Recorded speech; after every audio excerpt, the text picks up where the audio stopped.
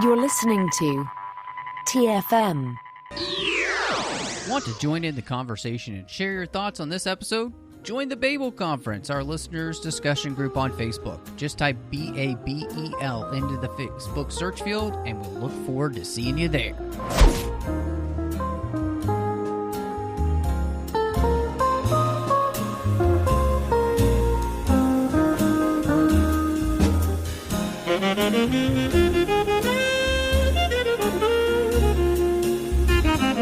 Hello and welcome to TFM's local watering hole, and I am just one of the hosts here, Matthew Rushing, and so excited to have back with me, as she is pretty much every single week, is the one and only Christy Morris. Hello. That's a terrible British accent. Never mind. I just thought you were a little girl again, and I wasn't quite sure what had happened, so yeah. Yeah, nope. I was going for Polly, but failed. I'm here. Well, yes, you're here, and I don't know if maybe Amanda has a better British accent, but possibly. Oh, I do have a little bit of a British accent, but... fantastic. Fantastic. Well, we've... pretty much shown that none of us can really do good accents, I guess. But we are going to be talking about a movie that is full of accents, which is very fun. We're going to be talking about The Kingsman today. And before we get there, just a quick reminder that you can find us wherever you get your podcasts. Of course, if you're listening to this podcast, just make sure you're subscribed wherever that's happening so you'll get the shows as soon as they drop. You can also do us a favor if you're listening on like Spotify or Apple Podcasts. You can give us a star rating review. We would really appreciate that. It does help people find the show, and it does help the show grow in popularity when you do that. So really appreciate when people do. And then we actually read the reviews that we get out from Apple Podcasts because we can see them, and we just thank the people that way. So you can do all that. You can also find us on Twitter and follow us there at the 602 Club, and do the same thing on Instagram at the 602 Club TFM.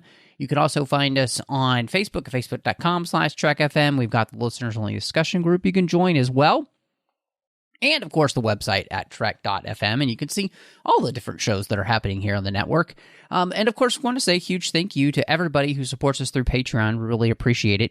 It is those listeners that make sure that these shows keep coming to you each and every week, and there's absolutely no way we could do it without you. So go to patreon.com/TrekFM and see how you could be part of the team. We would love to be able to continue to grow the network as we revamp things, and the only way we can do that is with listeners just like you. So again, that's patreon.com/TrekFM.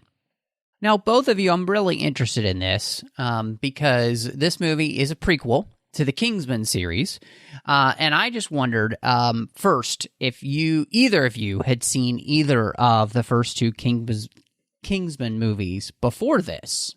I have not. This is the first time I've had any experience with these films.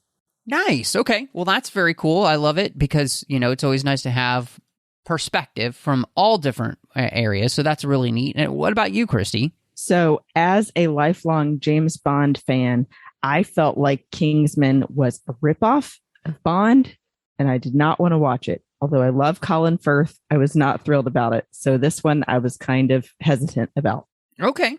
That's really, really interesting. So now, for me, I saw the original, and it was okay. But really, to me, I took it as, and I think, Christy, maybe you rightly nailed in some ways, it felt like almost a Roger Moore level Bond movie, but then they amped up all of the violence and everything, and even the sexuality and stuff to like a 45.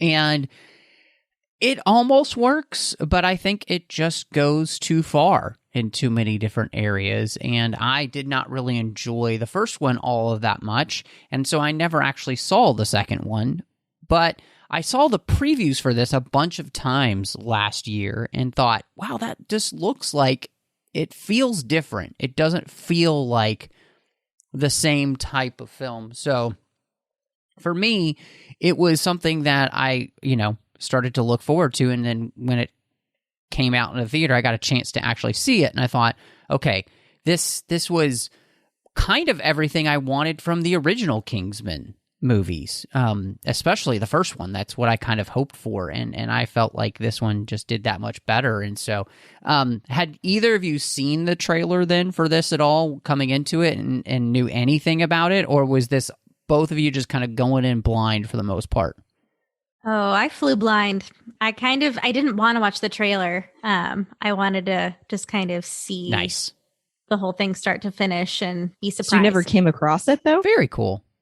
Oh. No, I've never, because we like canceled our whole cable thing and we just do our streaming channels, because really outside of football, we don't watch a lot of TV like that. So we just have our streaming networks. So yeah, no, I never happened across this trailer. See, I only happened across it because when I did go to see movies in the theater last year, and this year it did come up. So I did see the previews at least, even though I hadn't seen any of the previous Kingsman movies, and did feel like this one, from what I had seen of previews of the others, seemed definitely more serious in tone, and that appealed to me more.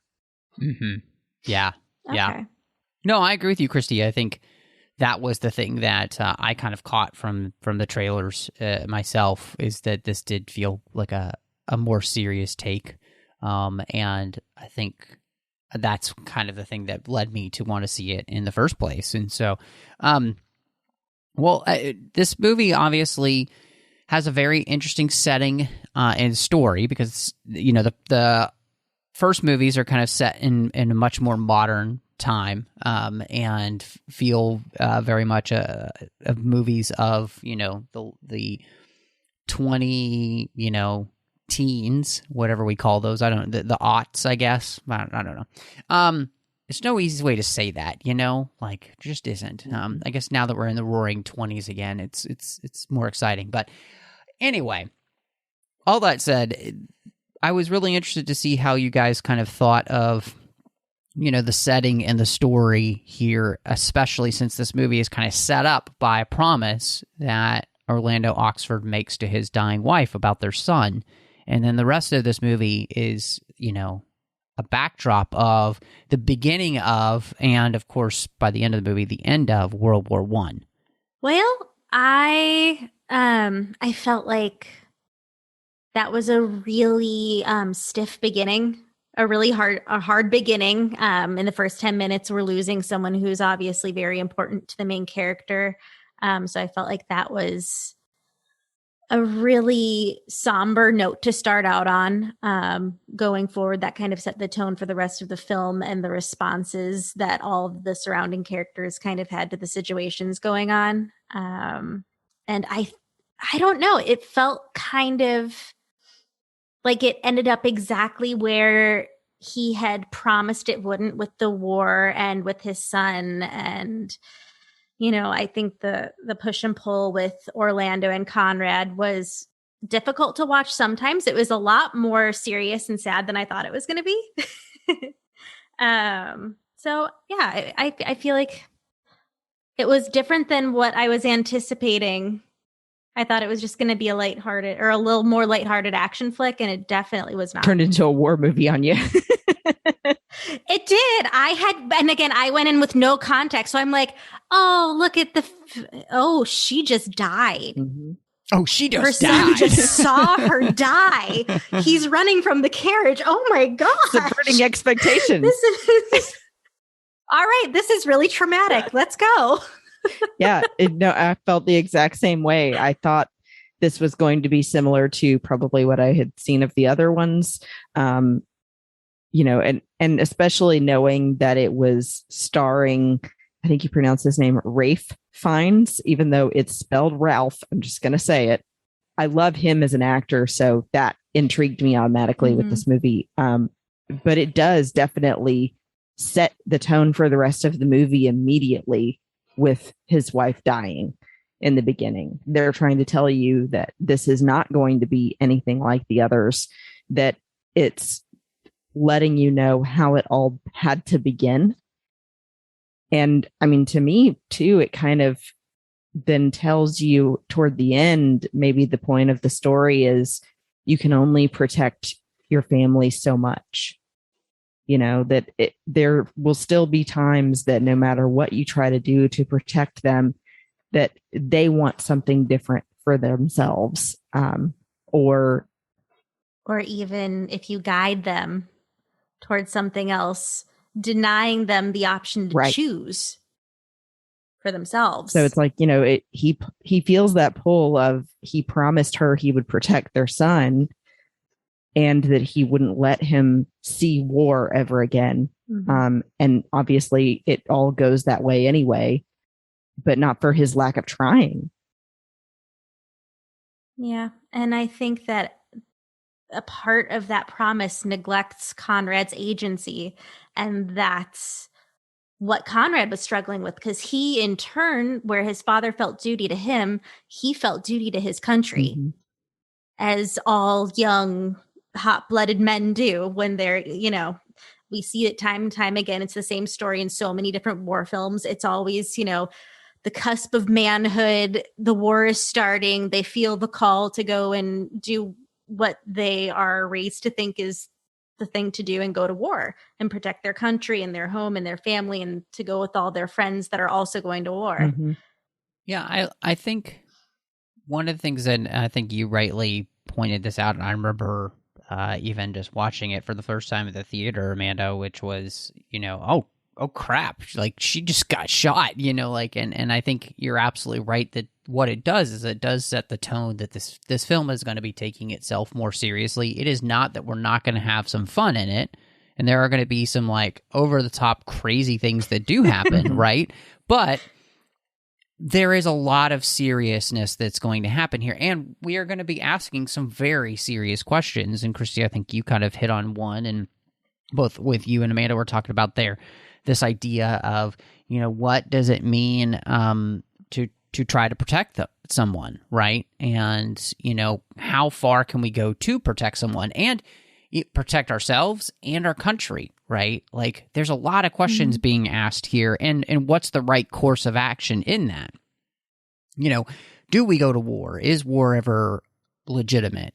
All of those type of things. And so we're just asking a lot of things, and the movie doesn't necessarily always answer all the questions, mm-hmm. And I think part of that is because the questions that we are asking here are very big questions that people have been dealing with for a very long time. And I think what this movie had the guts to do was to have a more serious tone so we could actually ask, some of those questions. And in that, I think one of the things that we kind of get in this movie, because Orlando talks to his son about the idea of what it means to be a nobleman and a gentleman, and that, that their family was made noble by a very different type of people than they are now. And that, he calls them rogues, and now we're Oxfords. And this idea, though, that sometimes the world needs a rogue, and we see that because, again, backdropping World War I in here, we're looking at all of these petty men who are kind of out for themselves, and that pride and pettiness turns into an entire war that plunges all of Europe into almost a second dark age, so I think that to me was really interesting. And then we have, I think, just in the story, we kind of see this equality that Orlando has, that he is a nobleman, right? And yet he treats his people as equals. Everyone in his household is an equal. And I love the way that that's portrayed. And it there's so much more egalitarianism in that. And that's what also makes the rest of the story work, because we see the way in which, people that most people don't think of being in the room at that time as a servant, right? Like, they become the spy network and everything. There's just so much that's going on in this story that's so neat and has so much to say, without it just being in your face, right? Like, it's a part of the story, and it just makes it more interesting, and you start to kind of think and ask these questions. I think it's really good. Mm-hmm. Yeah. Did you both not just love that became the thing that led all of the other things to unfold, is that they have people on the inside in every important office in the world that are unnoticed, that aren't violent people. They're just there to get information and pass it along. And yet it works way better than the people that are causing all the fighting. Well, and I think it is worth thinking about that maybe it doesn't always, like, it wasn't the people who had a seat at the table. It was the fly on the wall. And that's what made the most change. Because the men with the seats at the table couldn't get it right. So everyone else had to pull the strings behind them because they weren't making the correct decisions, and there was way too much self-interest and greed and pride. Yeah, like I think that's the biggest thing that they show too in this movie as well. I keep saying that, sorry. There's a lot of big things in this movie they're showing, but is that they're talking about how leaders can not always have their country's best interest at heart. And that sometimes it's purely about hubris and greed and some kind of self-interest. And that sometimes it's the other people involved that can help make the best decision. Yep. And the people who aren't so high up, the people who are actually experiencing the lasting effects of and seeing from a realistic point of view the impact of these decisions as they trickle down. Mm-hmm. Well, and that's one of the big points of the movie, and the reason that the Kingsman agency exists in the end is because of what Orlando says about not being able to trust politicians and government-run bureaucracy spy organizations, right? And I was kind of reminded of The Hunt for October, when the politician is talking to, pretty sure it's Jack Ryan, and he's like, I'm a politician, which means when I'm not kissing babies, I'm stealing their lollipops.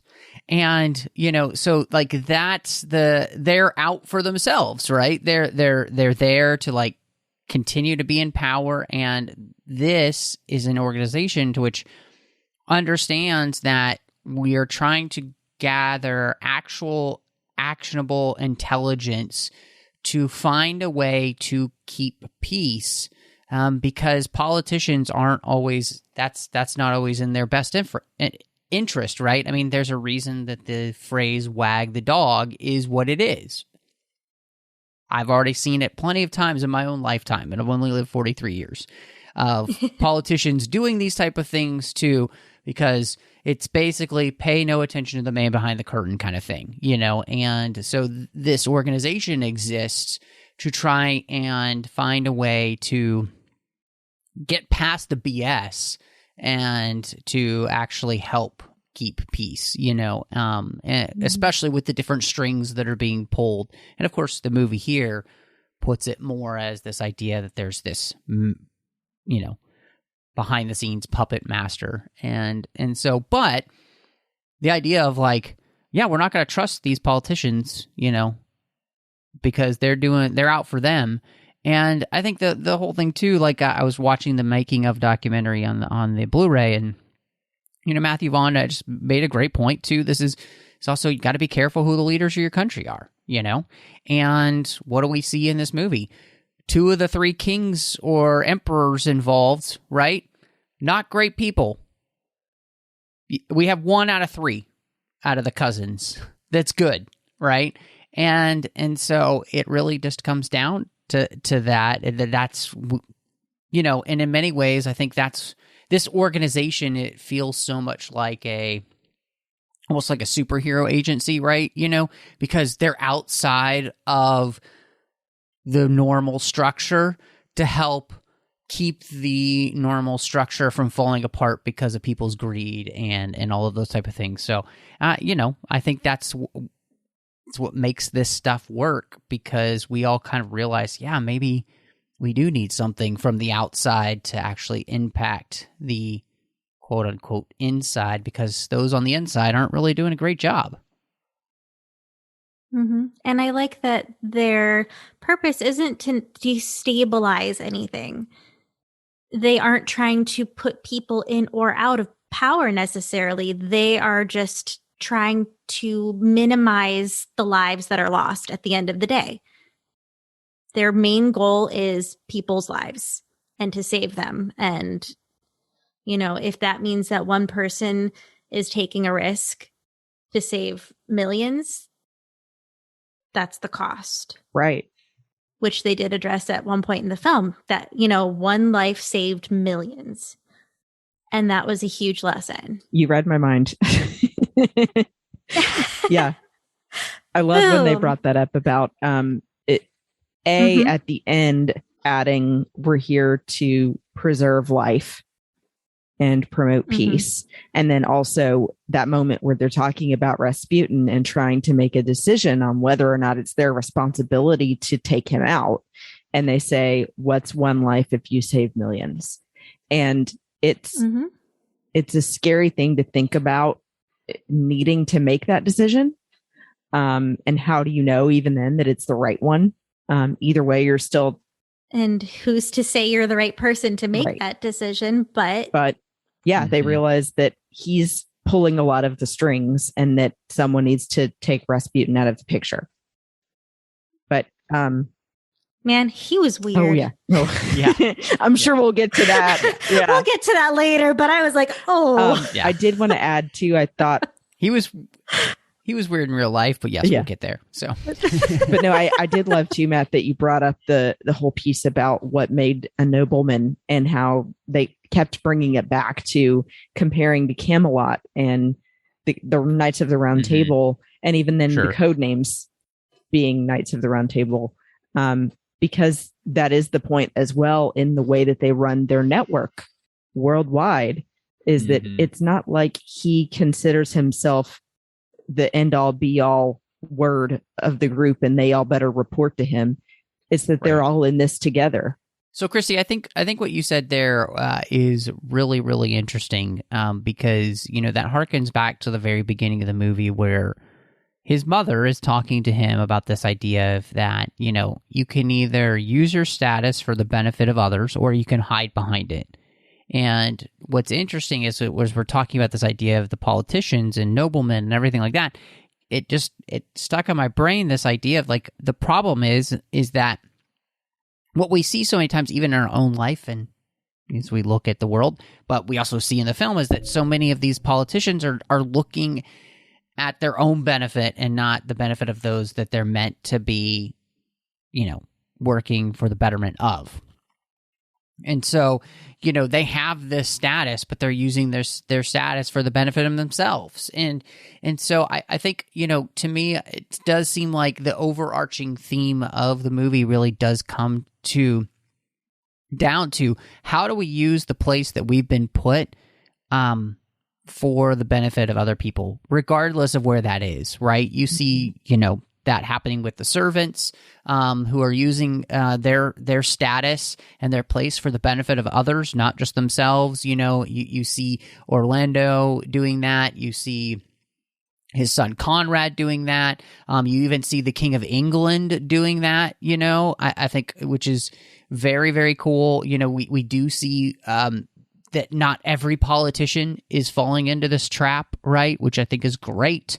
And so, yeah, I think this is just something that I really responded to, especially even watching this movie a second time, of just how much this makes sense, that these themes are really important. And, you know, that's what I think made the movie interesting, is because, yeah, we're in the World War I timeline, but the themes are still very relevant because in many ways, I think we've only seen this get worse, not better.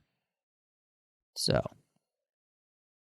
yeah, I mean, that's a great point. I think that you're definitely onto something, saying that it's still an issue now. I think too, the whole depiction of how war has been a recurring thing is something that we need to think about. And I like that they go the direction even of twice bringing up the Latin phrase about what is it? Like it's a privilege, or no, it is right and good to die for one's country. Yeah. And that they, especially in the funeral, are trying to tell you it's not, that's something that people have been told, that obviously if there are people that feel called to go and serve their country, then they should, but that it shouldn't be taken lightly.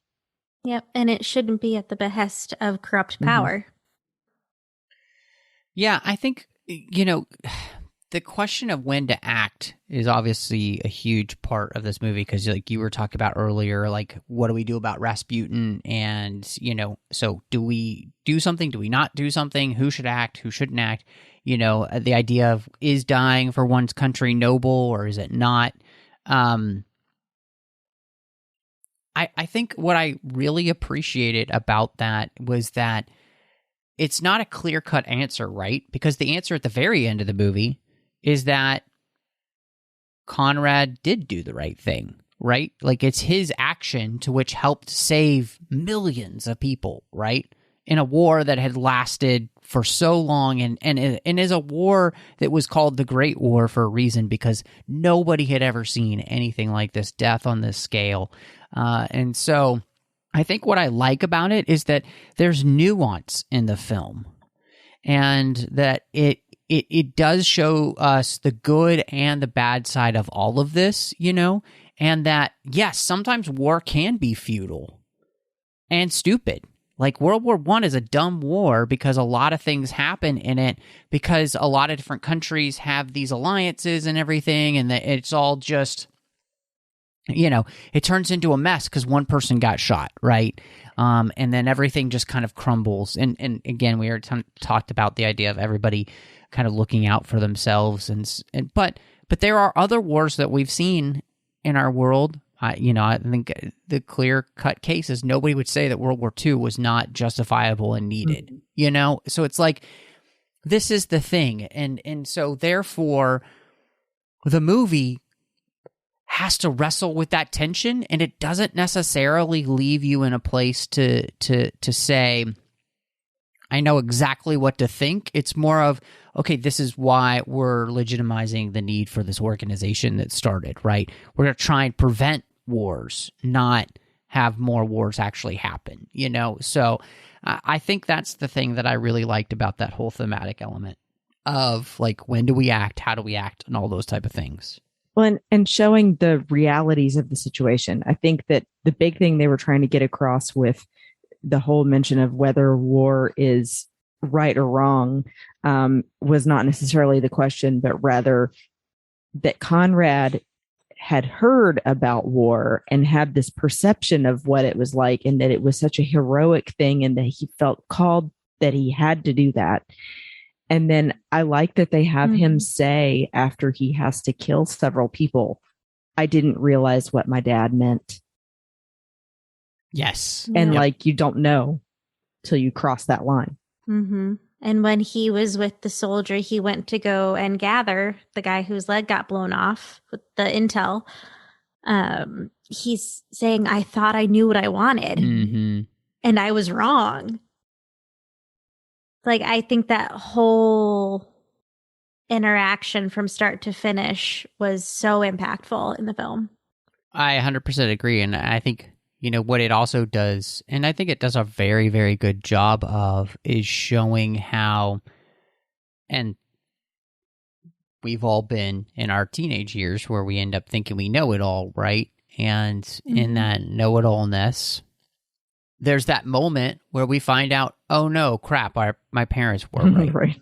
My mentors were right, and I think this movie just does a great job of reminding us that, of those moments, and it is sadly frustrating that so many of us will have to go through that, where we are going to make the mistakes that everybody's telling us not to make because we think we know better, and in the end, it's kind of that thing from Ecclesiastes, there is nothing new under the sun. And so there's a reason why it's important to pay attention to others' history. and history in general. So I absolutely agree with both of you. I think it's a really poignant moment, a really important moment in the film, because it does show kind of, I think, the reality of not only war, but the reality of that there's a wisdom in listening to those that have been there before us, you know, and not just negating what they're saying because, oh, they don't know.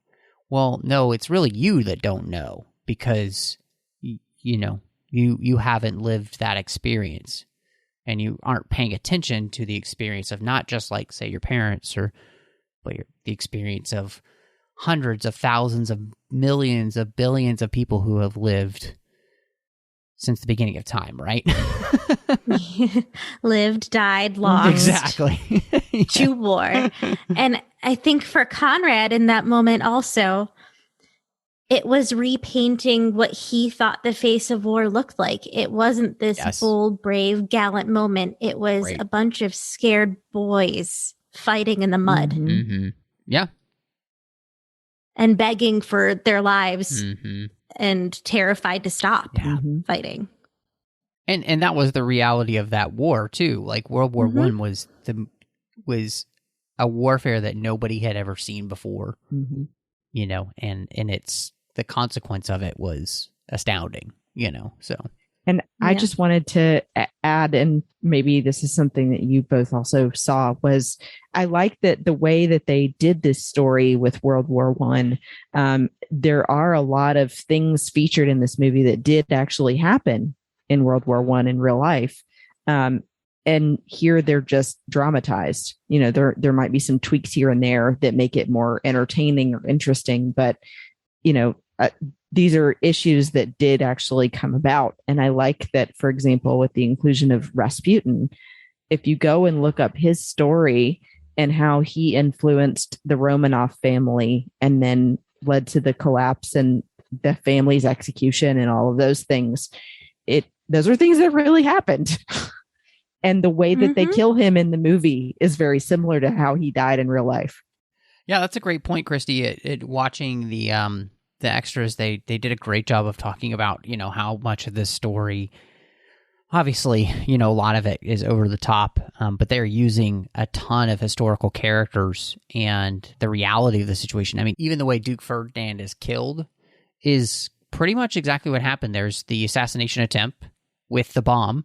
It doesn't work, and they just happen to pass by the guy because they make a wrong turn into a dead end, and he gets shot, you know. So that kind of stuff actually happened.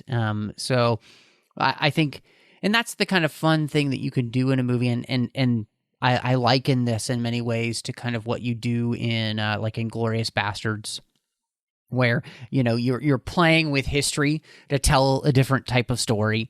And I think that's something that they do really well. And in all honesty, I think, to me, what makes the movie work is that the cast, and, you know, when you have Ralph Fiennes as the lead of the movie, you know, he can be so intimidating, obviously playing somebody like Voldemort or whatever, but there is like this sparkle and this twinkle of like mischievous fun that he can also have. And like, he does it all in this movie. He runs the gamut of like emotions, you know, from losing his wife to losing his son to having those moments where, you know, he's in a fight scene and he completely has the upper hand on somebody, and it's just this almost like twinkle in his eye. It's a little bit evil, but it's kind of fun. He's spectacular in this movie, and he makes it look so effortless. Yeah, I was impressed because I don't think I've seen him in a ton of things, but I've always enjoyed when he's in a film, and seeing him have this kind of range from start to finish. And how many different roles he played within one role. That was really cool. Yeah, I echo that, especially in this scene where he realizes that he's lost his son. The weight of that scene. Oh, he did such a good job. And like you said, Matt, then, you know, also in the scenes where he gets to have a little bit of fun, you can really tell that with him in just the slightest little smirk on his face. He doesn't like ever really smile huge all the time. But you can tell when he's got a little smirk to it. And I like that he always pulls off this just depth of emotion in his scenes, and how measured his responses are to things, where you're like hanging on every word. So yeah, I think without him being the lead role, that a lot of the other things in this movie don't work as well. I think it takes a really special actor to go from the ranges of grieving husband, grieving father, country's man or Kingsman in this film, to semi-hypnotized hanging out without pants with Rasputin, to, in a Scotch-fueled depression. I mean, he literally was so many different things in one film. Yeah. Mm-hmm. Yeah. Best friend. I mean, you guys are just... everything you're saying, I'm like, oh, I kind of want to go back and watch the movie again, just like to watch Ray Fiennes just do his thing, because he absolutely does it in a way that I think is entertaining and fun, but it's just really engaging. Like he's really engaging on screen, and he has a lot of charisma that keeps you interested, and in all honesty, makes you excited that maybe they might do more. And so, Gemma Arterton plays Polly, and I've seen her in plenty of things. I think one of maybe the first times I feel like I saw her was in The Quantum of Solace. She plays Agent Fields, but she's been in lots of other things. And I really loved her role in this movie, and I thought she did a great job, mainly because she has to play things very close to the vest most of the time. And usually more reserved. But then there are those moments where she just does something out of the blue that you're not expecting. Like when she shoots the knife out of Shola's hand, and tells him to come inside for a meeting. Things like that. Or when she finally confesses her love and is leaving, because she's like, I can't be a part of this anymore. She's just so wonderfully adorable on screen, and yet, man, I feel like she could just murder you with a look. So, yeah. Yeah. I think the moment for me that really sold me on her character was when you initially meet her in the movie and you think, oh, she's just a maid, and he calls her to his office. And then the way she talks to him, you're going, whoa, someone is insubordinate with their boss. Insubordinate and churlish. Yes.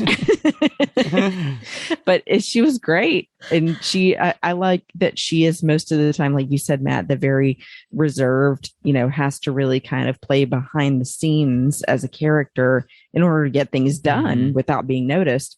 But I like how then she has those moments of pure emotion as well. Like she's sitting in the hidden bookcase room and trying to crack the code, and she just finally gets so exasperated she's throwing papers everywhere. Yeah. And I like that she was by far the best shot in the entire group, and she knew it, and they all knew it, and she wasn't shy about it. Yeah 100%. She's just so enjoyable. Like she's created a really enjoyable character. And again, having her survive is something that's really fun, because it does make you, and it makes me want to see her again, and so I'm glad that she's there. And Djimon Hounsou too, I think, I've seen him in so many things, and he's been so good for so long. And I think there's an intensity and a gravitas to who he is, and he just brings that to every scene. And yet there was something about his kindness that came through that I was really impressed with in this role, and I just thought he did a phenomenal job in this. I feel like there was a gentleness to his role in this film. As violent as moments can be with all of the action sequences, but his character's persona was gentle, and he wanted everyone that he cared about to be happy and wanted the best for them consistently throughout the film, and was devoted to every single person that was in his circle. Mm-hmm. Mm-hmm. And I love then that kind of leads to him becoming the Merlin of the group, because they're saying, he may be reserved most of the time, but when needed, he's the smartest person in the room. He thinks creatively. He cares for people. He has all of these different parts of what make him who he is, and what you don't expect. And then I just have always been a fan of his work as an actor anyway. If you haven't seen Blood Diamond, he's incredible in that. Oh, so good. And then he can do stuff like Guardians of the Galaxy. Don't know if you remember that. He has a lot of range. And then, like you said, Matt, just this intensity about him as well. So, yeah, I was so happy to see that he was in this movie. Well, and I think, too, on top of that, one of the things that I really enjoyed was that Harris Dickinson, who comes in as Conrad, I think he does a really good job of portraying a character, and the type of character that we have seen before many times, I think. But he's really earnest. And I think that earnestness is really important to the role, because it helps you believe in the character and root for the character with everything that's going to happen to him. And,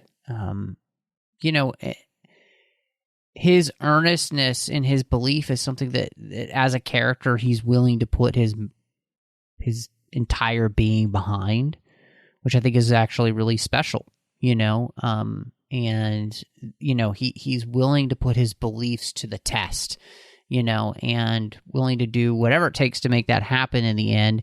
And even when he finds out this is not what it's cracked up to be, at least it was in his brain, he still is willing to then complete the mission. Mm-hmm. And so there's just a real resolve of character there that I think he does a really good job of. And in some ways, it's disappointing that, of course, he dies and we won't get a chance to see him in any more of these films. Although what we do see is that the man who replaces him becomes Colin Firth later on and down the road, so that's really interesting. Yeah, that moment was really jarring for me because I was not expecting it. He had committed and completed his mission. So when he got very quickly accused of being a spy, that was not something I had at all seen coming throughout that entire sequence, because he had made it through to the other side. Yeah, you thought, the danger's over now. He's with his own side. Yep. He got the guy where he needed to go, even though he died. He did the thing. And it shows, too, how in war, there can be those snap judgments like that then someone's life is over, Yeah. And they even slowed that moment down, where you could see the person who had shot him. You could see he had obviously been hit, and the guy next to the person who had shot him was trying to mediate the situation and get their arms in to deflect it. And it was just a snap decision moment. That felt like such a waste. Ugh. That it's like, and a gut punch. Oh, yeah. No, I'm glad you mentioned that, because I absolutely, in that moment, both hands went to my face and I went, Yep. Yeah. Yeah. But he was phenomenal. Yeah. And honestly, too, another moment that I really loved with that actor was when he's at the breakfast table with his father, and his father's not really listening because he's reading the letter. And then he hears the very end when he says, "You trying to protect me can't make up for your guilt over not protecting mom." And you're just like, oh man, stab me in the heart. But I like that his father takes it in and realizes he says, I'm sorry. You're right. I mean, that is what I've been trying to do. And you're right again that I can't always protect you, and that sometimes the world needs rogues, as you said, Matt. So, yeah, no, absolutely. Yeah. Well, we have a couple of different villains, very interestingly, of course, in the movie, and one of them is played by Rhys Ifans as Rasputin, which is an insane character in the film. But in many ways, he is honestly not that far off from the reality of the insanity of Rasputin as he was, which is, I think, maybe just as disturbing. And so what did I'm really interested to hear what, both of you guys thought of him and his portrayal here, because, I mean, it's definitely off the chain. That presence just made me so, deep in my bones uncomfortable. He was weird. And not the kind of weird that I like. You mean you don't like that tongue thing he did? Oh, no, the licking the leg thing, that was way too much for me. The cake vomit, the licking, the shoving everything in his face, because I have a thing with people chewing with their mouths open. That was just a whole 5 minutes that I wish I could erase from my brain. But I will say, starting from the first time you see him, before you get to all of that, how did you feel about him and the actor playing that character?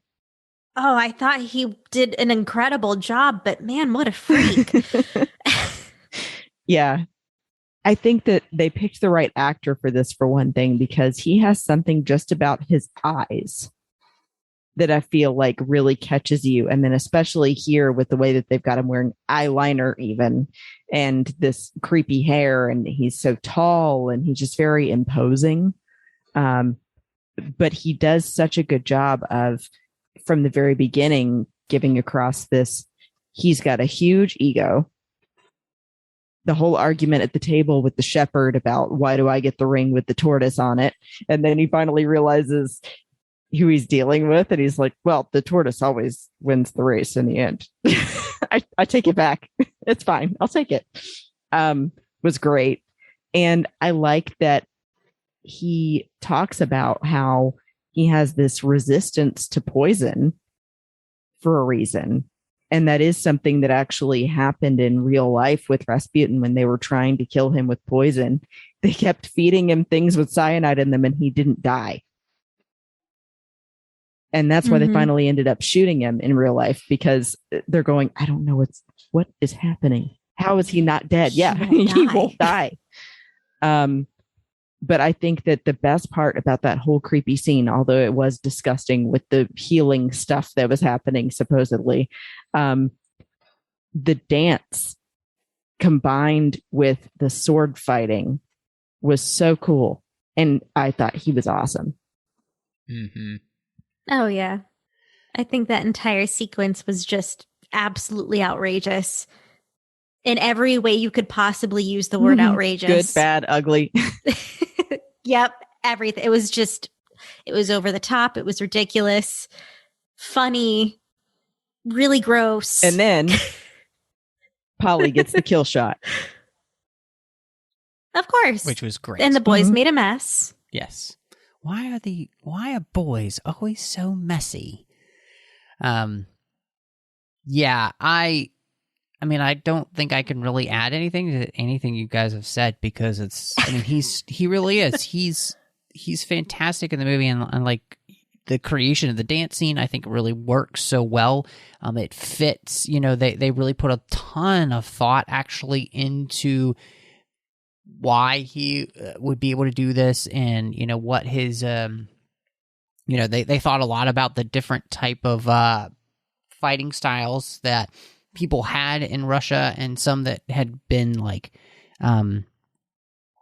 turned into dances to keep the fight steps because they were, they became illegal.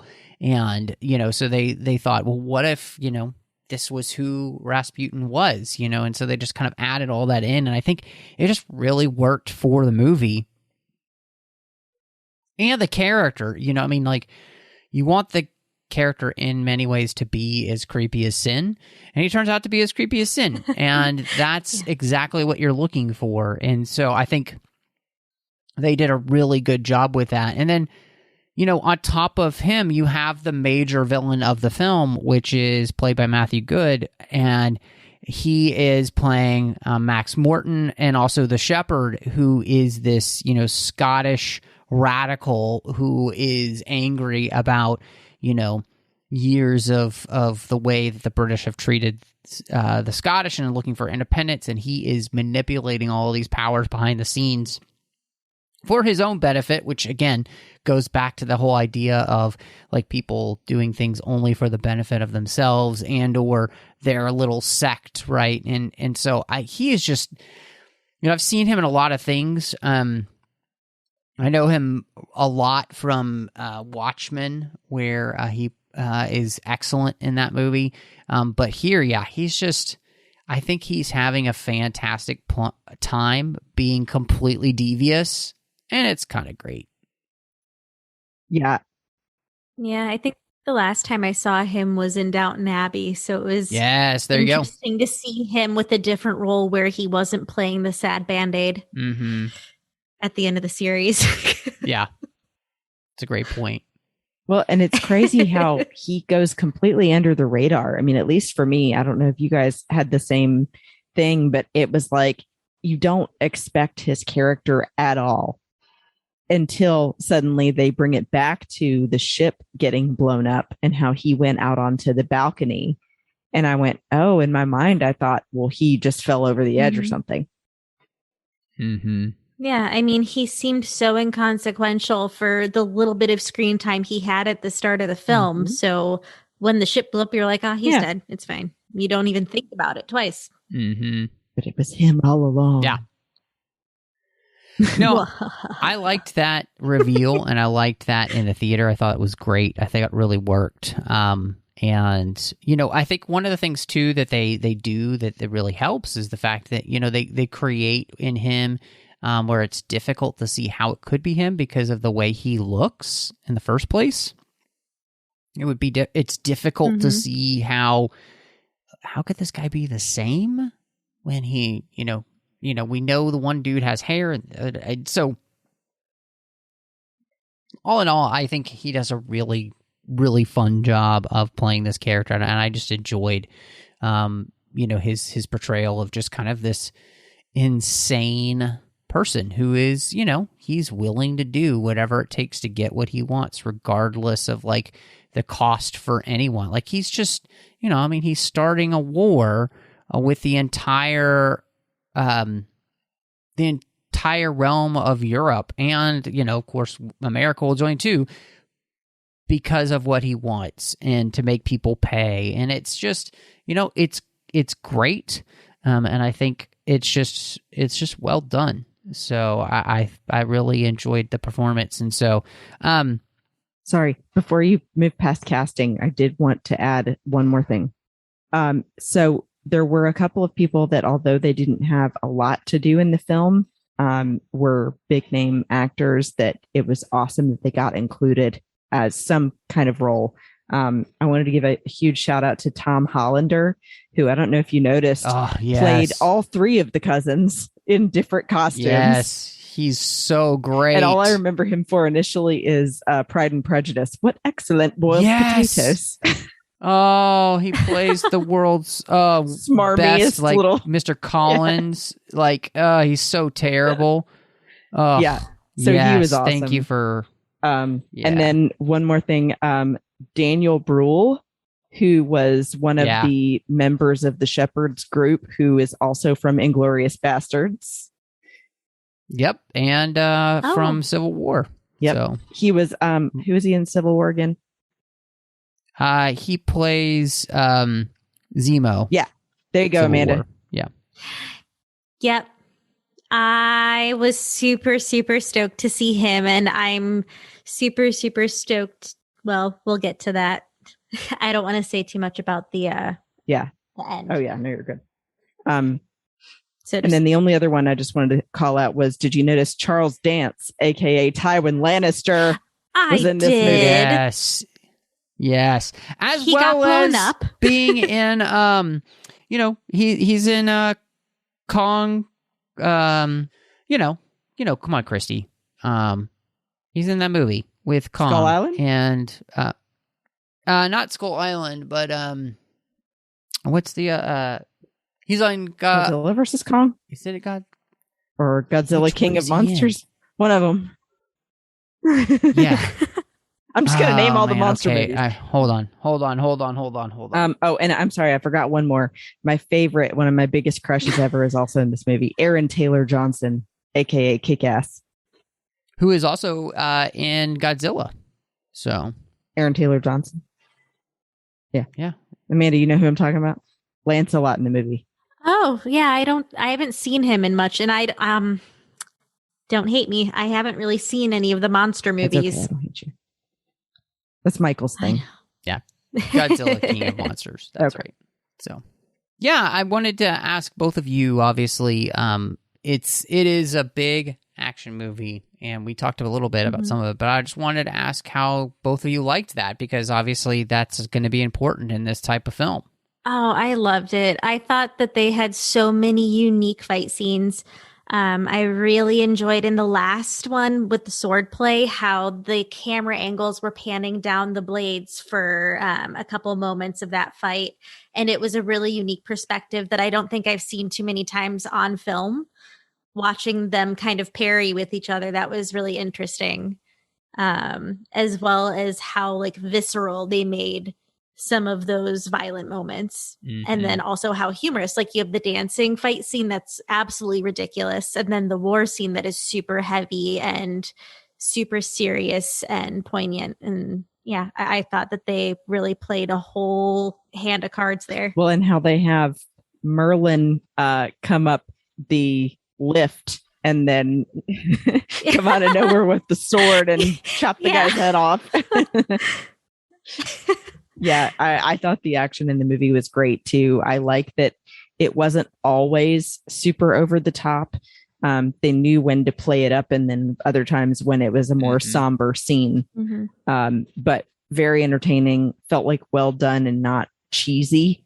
And an interesting way, like you said, Amanda, of shooting some of the scenes, thinking about new ways to position the camera or to add some effects that made it a little bit different than other movies. Oh, and we can't forget the goat. Yes. They used a goat. That's awesome. I was going to ask Matt how he felt about the Shepherd's Fortress of Solitude up there on that cliff. That was pretty cool. I really thought that was well done and a lot of fun, actually. I thought that they did a very good job of kind of creating that, and what was great about it is that it doesn't feel like necessarily a villain's lair, in the sense of like just kind of like a classic villain's lair. I think they did a great job of creating something that felt like, this cashmere, right, is supposed to be this really delicate and like special thing that you can only find in certain places, and I think they did a great job of just kind of creating this place where you kind of feel like, oh, this would be the type of place where if you're looking for a specific type of cashmere sweater, you're gonna pay a lot of money for it. It's gonna be from this type of place, and I just I thought that they did a really good job with that, and I just really enjoyed. It just felt like I don't know. It was really cool. That's all I can say. I just really thought it was great. So yeah, I liked it. Did you guys think that was a neat layer? Did it work for you? Yeah, I actually liked that it was a little more simplistic, and not some big, bolts and secret passages. It was stripped down and very rural and remote.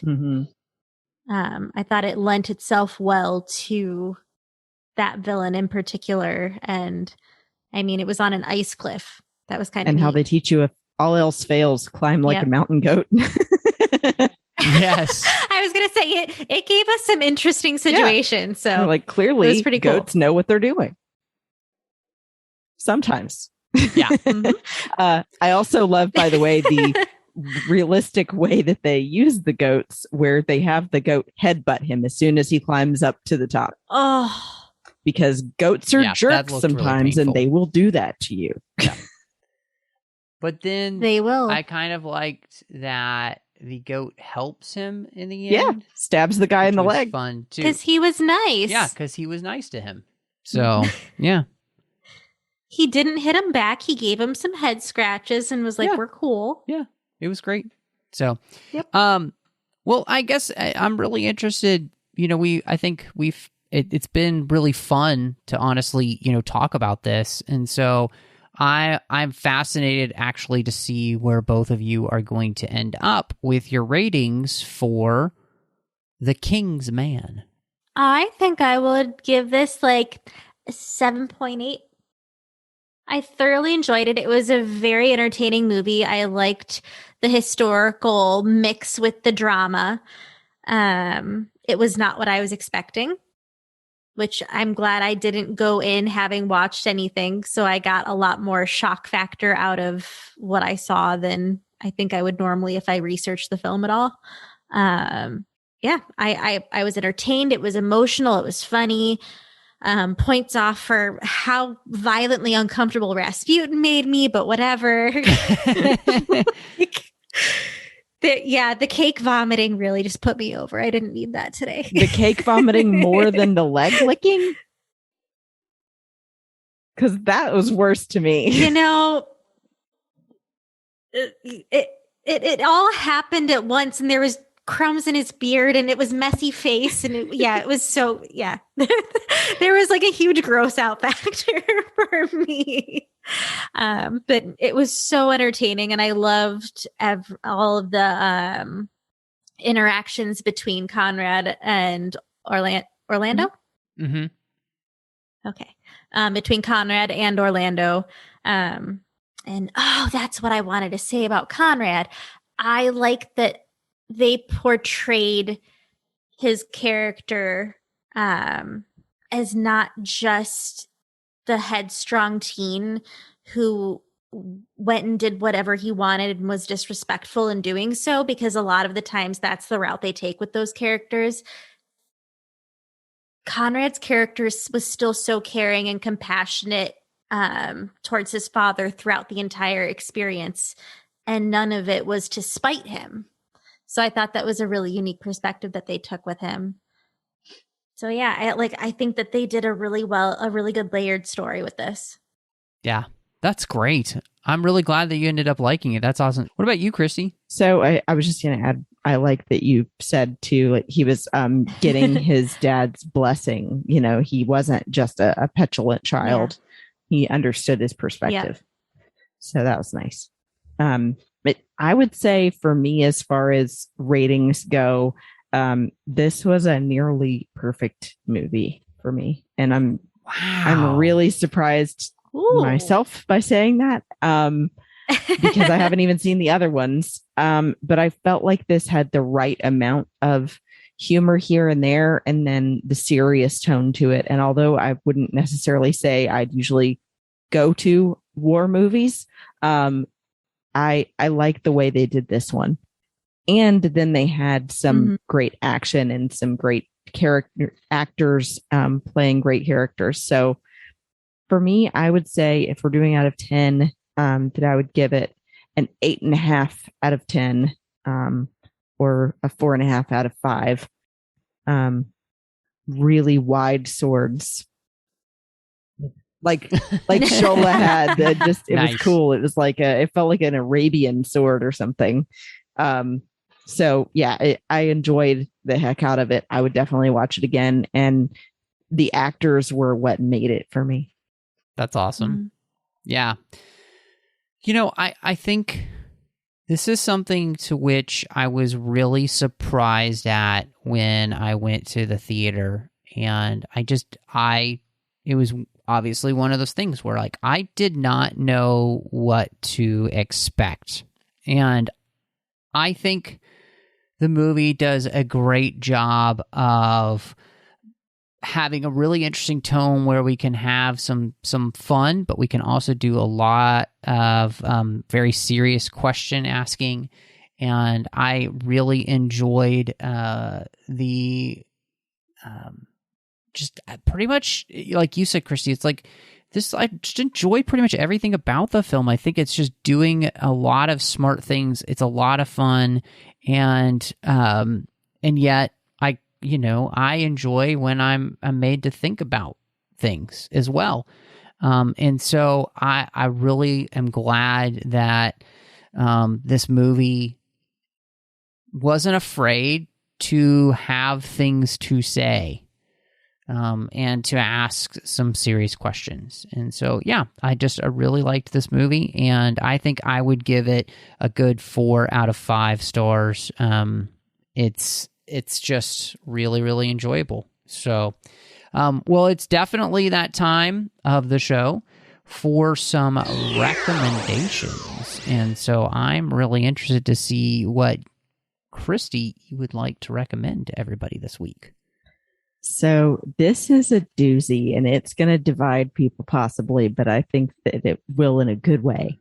I came across a comedian during the pandemic that it just totally made my year, seeing his TikToks and stuff, and then led to more. So I'm going to recommend people check out somebody called Matt Cutshall, who started doing silly videos called Felt Emo Might Delete. And then it turned into a whole YouTube channel, and then into a merchandise company. And now so many people have identified with how he feels and are kind of reviving that whole emo culture and bands that were popular. For me, at least, it was like 2004 to 2008 in my life. That it's now a cruise with a lot of those bands coming back to play again on that cruise. Oh, wow. I'm telling you, it's grown and grown and grown. So please check out Matt Cutshall and the site Emo's Not Dead. There you go. Because it's not. Cool. It's awesome. That's awesome. My Chemical Romance forever. Blink-182, Taking Back Sunday, all of it. Oh, Yes. goodness. Well, what about you, Amanda? I'm going to go ahead and give people something nice and long to watch. And I'm going to recommend Downton Abbey that I mentioned earlier, because it also takes us back to the cusp of World War I. It is on a more serious and understated note. It is very dry British humor, if there is humor in the episode. And it's a very nuanced show, but I think there's something for everyone if you take the time to sit and watch it. I really enjoyed all of the seasons, and you can see our villain from this film be the sad Band-Aid at the end. Yes, you can. Yes, Way to you tie it can. together. Yeah. Yes. No, that's great. I love Downton Abbey. During COVID, my wife and I spent a lot of time watching through Downton Abbey. So I 100% agree with you. It is actually great. So I hope everybody will check it out. So I am going to recommend to everybody something that I absolutely adore. It is the Keira Knightley version of Pride and Prejudice, what I believe is actually the best version of Pride and Prejudice. Everybody loves to talk about their 6-hour version, whatever. It's just not as good. It's not. So you can fight me on that. That's fine. Come at me, bro. But I love that version of the film. It's wonderfully cast. It is incredibly shot, and in all honesty, has one of the most beautiful film scores I've ever heard. And so I highly recommend Keira Knightley's Pride and Prejudice. But Amanda, so good to have you back. And of course, we say a huge congratulations to you from the 602 Club, as you and your husband Eric are going to be having a baby soon. So yeah, we're glad for you on that, and that you made some time to join us here on the episode. But if anybody did want to catch up to you, maybe just follow you now and see what you've got going on, a little Pfeifer is on the way, where can they find you? You guys can always find me at Twin Sons Amanda on both Instagram, Twitter, and TikTok. Excellent. And Christy, what about you? And you can find me also on Instagram and Twitter at Bespin Bell. And when I'm not on the 602 Club, I also appear on a show that Amanda and I do together called Sabers and Spells, which, has been here and there. But well, we had a wedding and then, we're pregnant. Hello. So we've had a little bit of a hiatus, but we're getting back to it. And then, pretty soon there will be a baby. What? Not Girl. an alien. Not an alien, as Twitter guessed it would be. When I set the poll, Twitter decided it was an alien. Well, I mean, with 2 Star Wars fans and one of you also being a Harry Potter fan, who knows? It's all good. So long as it's got roughly 10 fingers and 10 toes, I think just roughly. It's not a troll or a 3-headed dog or something. Oh, goodness. Well, it's going to be so much fun. We are the most stoked. We're so excited. Yep. I mean, I would hope so. That's important, because the baby's coming now, whether you really want it to or not. So,